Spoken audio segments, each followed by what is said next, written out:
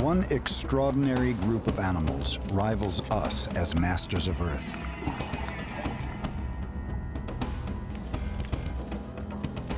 And overcoming unimaginable obstacles, they would even take to the air and spread across Earth as conquerors.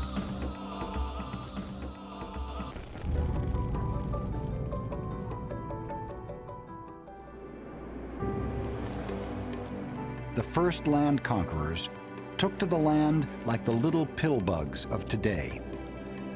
The first animal had arrived on land.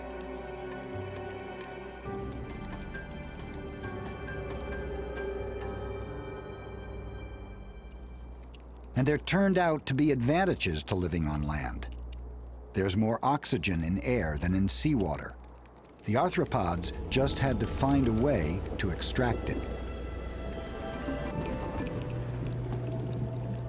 In a separate land invasion, ancestors of the millipede developed a special respiratory system to supply their long, segmented bodies with oxygen.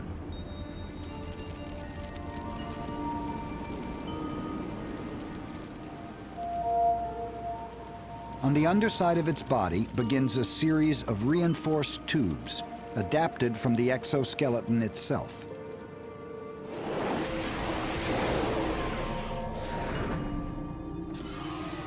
These tubes open directly to the outside air and draw oxygen into their bodies. A similar type of turbocharged system would play a key role in future arthropod conquests.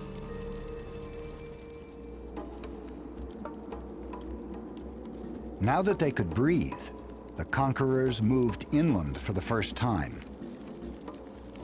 And the plants here were a lot harder to digest than algae.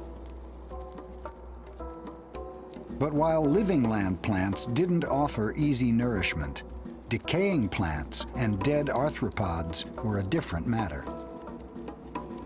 Dead material, broken down by bacteria and fungi, detritus, was a lot easier to digest.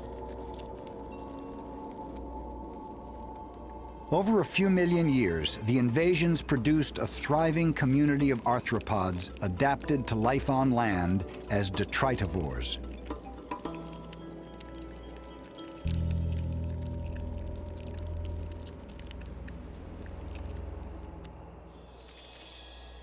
Long before weaving webs to trap prey, ancient spiders aggressively pursued anything that moved.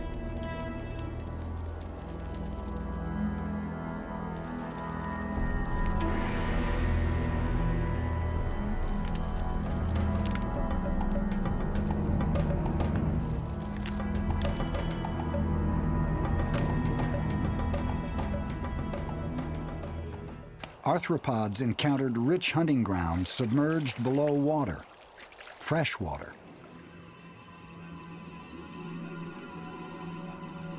Stalking its prey much like a cat, a dragonfly larva. The newt is among its victims.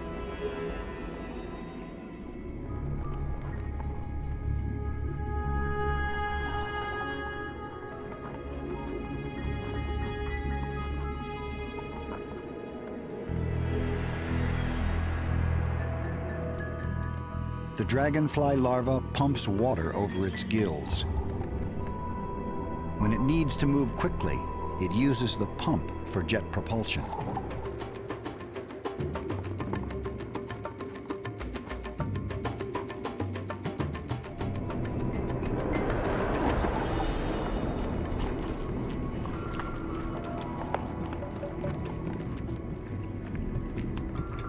But freshwater predation is literally child's play for this dragonfly and some of its arthropod cousins. It is about to move into the adult stage of life. When a predatory larva prepares to leave the pond, it reenacts a pivotal moment in the story of life.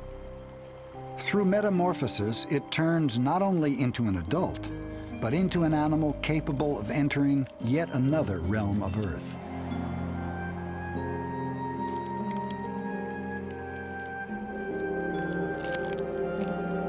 a damselfly emerges from its freshwater exoskeleton, discarding the tools it used so successfully in the pond.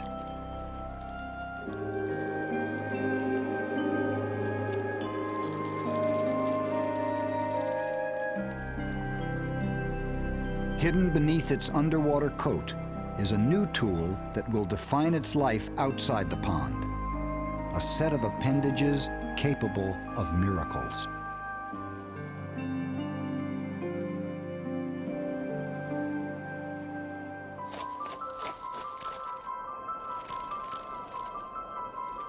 When arthropods developed wings, animals flew for the first time. Dragonflies are little changed from the fossil record.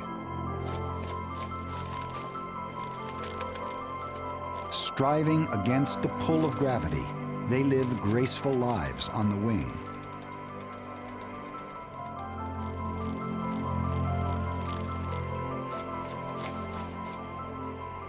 Hovering, making effortless acrobatic turns, they are unparalleled aerial hunters.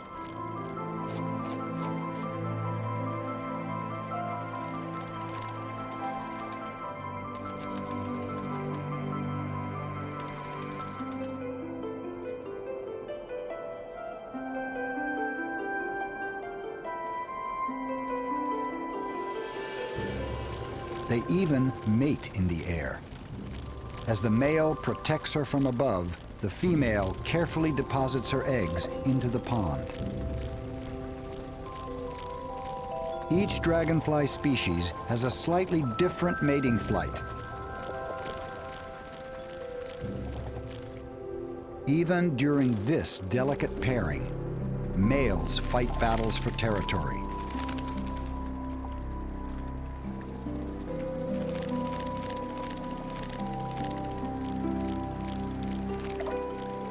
In dragonflies, the arthropod body plan demonstrates its supreme adaptability, a single animal that dominates both water and air in different phases of its life.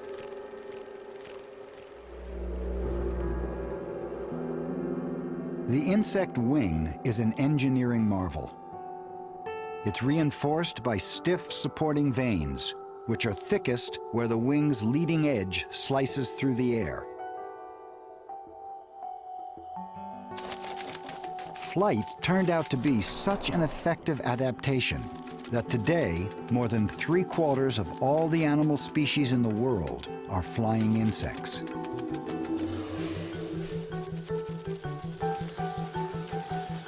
Flying enabled insects to explore and to conquer every corner of the terrestrial world. Arthropods had risen from the sea of their birth into the air.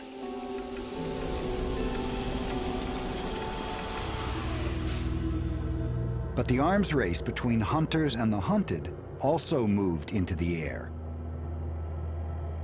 The miracle of flight did not protect insects from their enemies.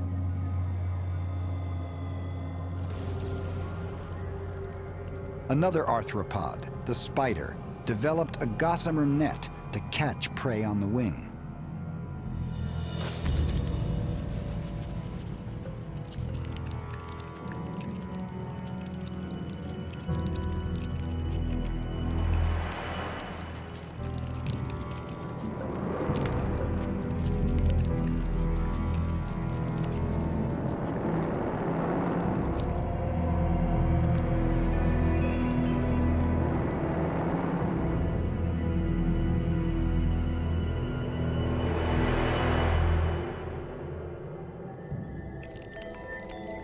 We are surrounded by hordes of crawling, running, scuttling, and flying arthropods. These little creatures shape the face of the world for all of us. In fact, we couldn't live without them.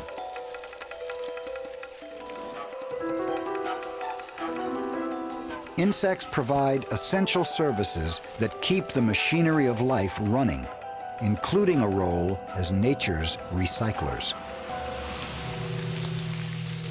They preside like undertakers over the grim passing of life. But they also play a vital role in the birth of some of the most beautiful living things on Earth.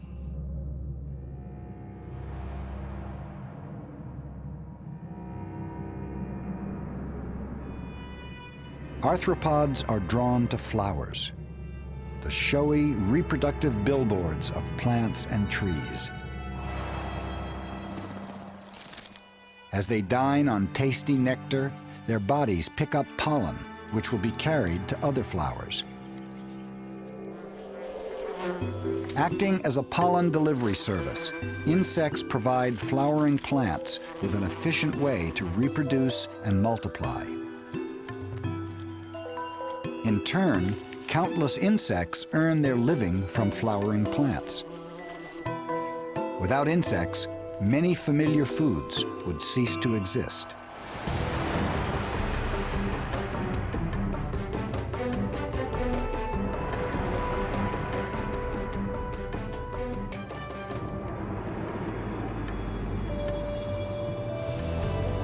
Arthropods conquered the sea, the land, and the air.